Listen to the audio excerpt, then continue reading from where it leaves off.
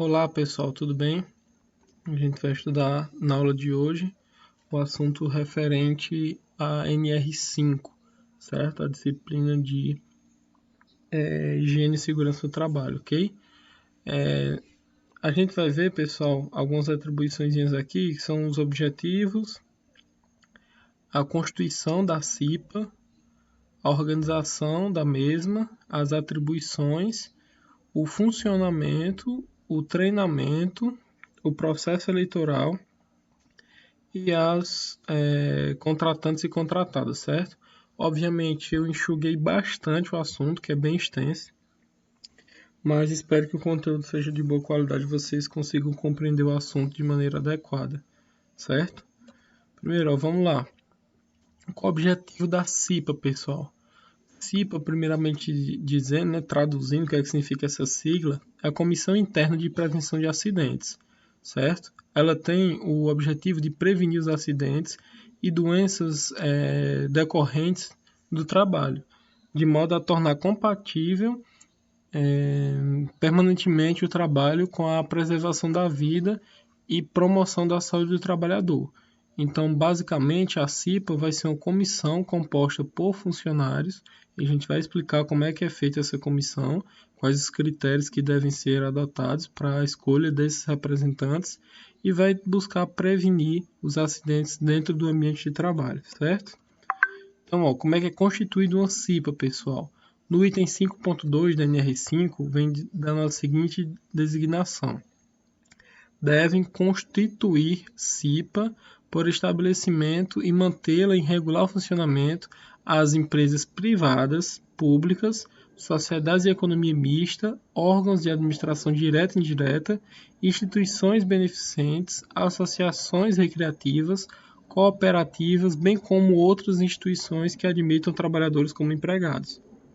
Ou seja, pessoal, todas as empresas, independente de ser privadas ou públicas, elas devem conter, contanto que elas admitam trabalhadores como empregados, elas devem sim constituir uma CIPA, certo? Uma Comissão Interna de Prevenção de Acidentes. Basicamente, pessoal, essa CIPA vai ser composta por representantes do empregador e dos empregados, certo? De acordo com o dimensionamento previsto no quadro 1 da ANR, que vai ressaltar algumas alterações de acordo com as disciplinas dos atos normativos e setores econômicos específicos, certo? Vamos aqui, no item 5.6.1, os representantes dos empregadores,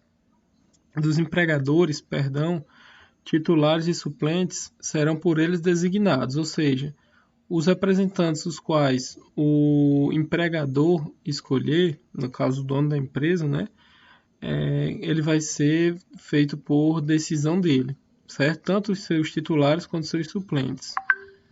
Já os representantes dos empregados, tanto titulares quanto suplentes, eles serão eleitos em escrutínio secreto, ou seja, em voto secreto, do qual participam independentemente de filiação sindical ou exclusivamente os empregados interessados, ou seja, não é necessário que o funcionário, né, seja filiado a um partido, seja atuante em algum sindicato da classe para ser eleito como integrante da CIPA, certo? Mas para ele ser tanto os titulares quanto os suplentes, para serem admitidos como cipeiros, né, que é a palavra certa, advindos à CIPA, eles têm que ser eleitos pela maioria dos trabalhadores, em voto secreto. No item 5.6.3, vem trazer os números de membros titulares e suplentes da CIPA vão ser considerados a ordem decrescente de votos recebidos, certo? Observará o dimensionamento previsto no quadro 1, que a gente não viu, mas tem na NR, dizendo quantos representantes deve ter, ressalvado as alterações disciplinadas em atos normativos, certo? E aqui, da organização, como é que funciona essa organização? O mandato desses membros eleitos pela CIPA, que é a Comissão Interna de Prevenção de Acidente, terá duração de 1 ano e é permitida uma reeleição por um período igual de também 1 ano, certo? e serão garantidas a esses membros componentes da CIPA condições que não descaracterizem suas atividades normais da empresa, certo?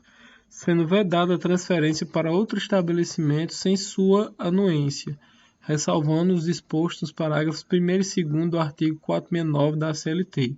Ou seja, os colaboradores, tanto escolhidos pelos empregadores, quanto também os eleitos pela votação dos trabalhadores, eles têm garantidos a sua estabilidade com relação ao vínculo empregatício. Não pode ser transferido da unidade onde ele está atuando para outra unidade e também não pode deixar de atribuir as suas características normais de suas atividades cotidianas devido ao fato de pertencer à CIPA, certo? Então, continuando na organização, o empregador designará entre seus representantes o presidente da CIPA e, por sua vez, os representantes dos empregados escolherão entre os titulares o vice-presidente da CIPA. Os membros da CIPA eleitos e designados serão empossados no primeiro dia útil após o término do mandato anterior, certo? Então, assim que finalizar o período de um ano da gestão dos componentes da CIPA do ano anterior, no primeiro dia útil após esse vencimento do prazo, os eleitos poderão assumir esse cargo, certo? Será indicado de comum acordo, com os membros da CIPA um secretário e o substituto desse secretário, que entre os componentes ou da comissão, sendo este caso necessário a concordância do empregador, certo? No item 5.14.2, o empregador deve fornecer cópias dessas atas das eleições e da posse dos membros titulares e suplentes da CIPA mediante um recibo, certo? No item 5.15, a CIPA não poderá ter seu número de representantes reduzidos, bem como não poderá ser desativada pelo empregador antes do término do mandato dos seus membros, ainda que haja uma redução do número dos empregados da empresa, exceto caso de encerramento das atividades do estabelecimento. Ou seja, o que é que diz aqui no item 5.15? Que a CIPA só poderá ser desfeita pelo empregador quando for encerradas as atividades da empresa. Enquanto as atividades estiverem ativas da empresa, não poderá ser encerrada a CIPA, mesmo que se diminua a quantidade de colaboradores naquela empresa, a CIPA deverá permanecer com a mesma quantidade de integrantes e sem nenhuma redução desse quadro de cipeiros, certo? A CIPA vai ter, por atribuição, algumas das quais a gente vai citar agora. Primeiro, identificar os riscos do processo de trabalho e elaborar um mapa de risco, com a participação do maior número de trabalhadores, com assessoria do SESMIT, quando houver, certo? Que o SESMIT é o Sistema de Segurança e Meio Ambiente do Trabalho, certo? Basicamente seria isso, mas a função principal é identificar e elaborar mapa de risco, assim como a gente já viu ao longo da nossa disciplina como é que faz a elaboração de um mapa de risco. Isso é uma das atribuições da CIPA. Qual seria outra atribuição? Elaborar um plano de trabalho que vai possibilitar a ação preventiva na solução desses problemas, certo? De segurança e saúde do trabalho. Outra atribuição da CIPA é participar da implementação e do controle da qualidade das medidas de prevenção necessárias, bem como da avaliação das prioridades de ação nos locais do trabalho, certo? Também é uma atribuição da CIPA. Outra atribuição é realizar periodicamente as verificações dos ambientes e condições do trabalho, visando a identificação de situações que venham a trazer risco tanto para a segurança quanto para a saúde dos trabalhadores.